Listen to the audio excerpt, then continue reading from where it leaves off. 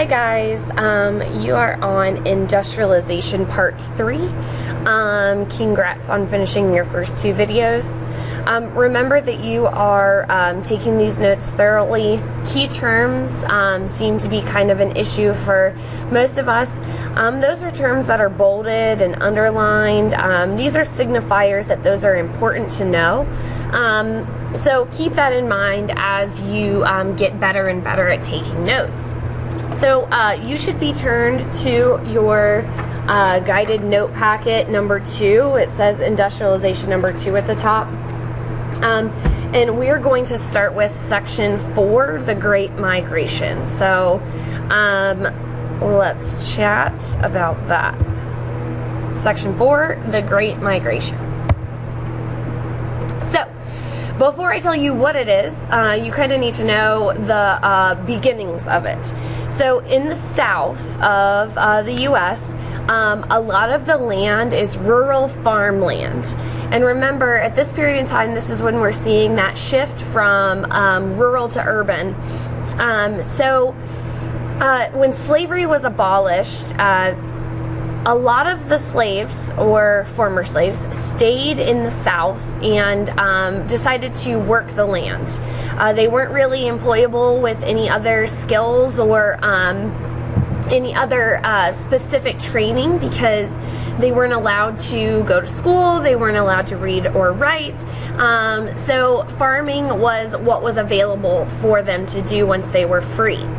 However, they weren't actually free because they were not paid well at all. So many of them were too poor to own their own land and their own farms. They did something called sharecropping, where they rented land and farmed it from a plantation owner. It's also known as economic slavery because they were paid such low wages that there was really no way that they could be successful or make any money. So another reason for this Great Migration, which we're going to talk about, is the intense amount of discrimination in the South. Here you can see 2 paintings done by an African-American man who is depicting the Great Migration. He says that for African-Americans there was no justice in Southern courts, and that there had always been discrimination, and there would always be discrimination. So now, what is this Great Migration? This Great Migration is 1 million, you can see here, 1 million African Americans moved from the south to the north of the United States. They were mostly moving to places, big cities like Chicago, Detroit, New York City, Pittsburgh, Philadelphia, Cleveland, Cincinnati, and Columbus. So these are big industrial cities where those factories are popping up. So a lot of the reasons why they came was for jobs. So if we look at this map again, I kind of skipped over it before. If you look at this map again, you can see that the states with the greatest increase in population are like Illinois, Indiana, Michigan, Ohio, Pennsylvania, New York, New Jersey, Delaware, and Maryland. And then you can see the blue states are the states with the greatest decrease in population. And then you can also see the arrows pointing upward.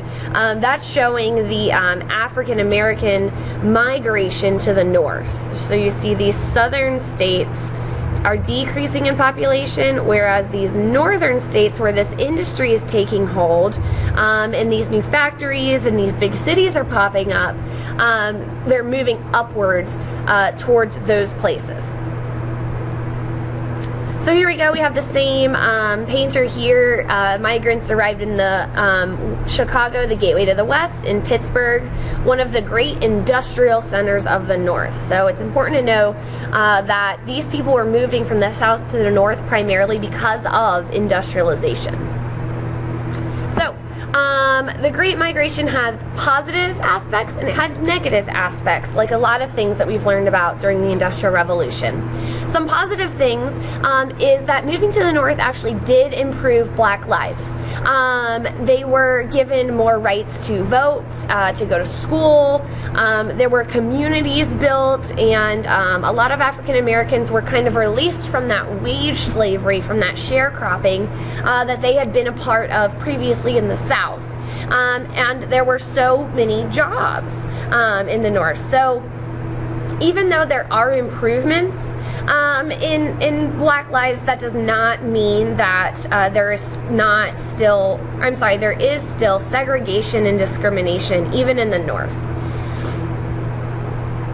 So, segregation and discrimination in the North. Housing was really hard for African Americans to find, specifically because they were discriminated against. However, the difference between discrimination in the North and discrimination in the South is, in the South, a lot of laws were imposed against specifically Black Americans in the way that they acted, in what they could do, and how they could interact with others, voting, education, etc. In the North, it was more of just custom, more of just culture, the way that people acted. So people were still just as racist in the North. There was still segregation in the North. So just because all of these positive things like voting and educational experiences and empowerment and community were available to these people, there were still these constant racist reminders that they couldn't live in the places that they'd like to. The places that they could find to live in were overcrowded. There was still discrimination, and the job positions that they were allowed to take were only unskilled labor positions. What's important to know about that is unskilled labor gets paid less than skilled labor. So ultimately, these African Americans are still facing this type of wage slavery that I was talking about with sharecropping, just kind of in a different environment. And I will remind you, our previous video, we saw this photograph of a KKK rally against immigrants, and the KKK was also very active in rallying against African American opportunities, and they weren't just present in the South, they were also very, very present in the North. So they were protesting African Americans taking jobs from what they saw white Americans deserved, and right along with the kind of rhetoric they had about the immigrants, that they didn't deserve what they were getting, and that the KKK was this kind of reaction against this migration of African Americans, as well as, like we talked about earlier, immigrants.